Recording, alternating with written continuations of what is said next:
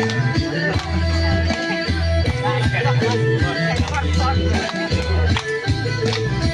มปุงราคานี้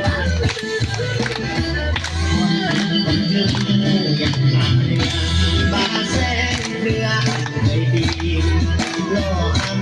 อาจจะจางแสงสว่างลงชื่อบ้านวันเพ็ญโมอยากให้ดังนาเรดีได้แปลก็แง่หรือก็นั้นอันเคยปลามีความเสื่อตั้งนี้ก็ไม่ยอมให้เจ็บร้อน ยืดใส่สั่งเลย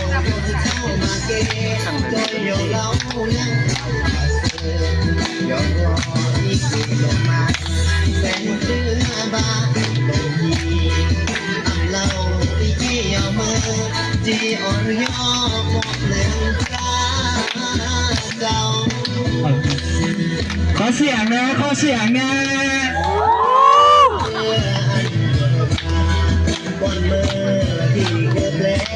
ที่ยอแตงคือเทียนที่ยอแตงเกิดเทียน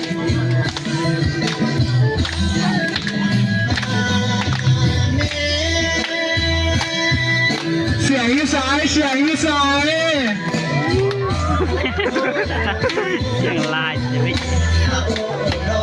Hãy subscribe cho kênh Ghiền Mì Gõ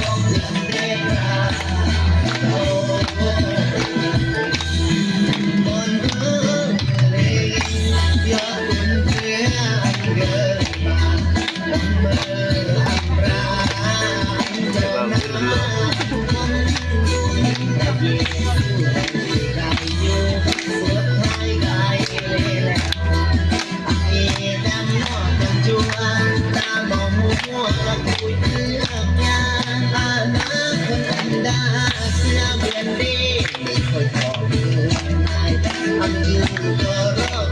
bỏ lỡ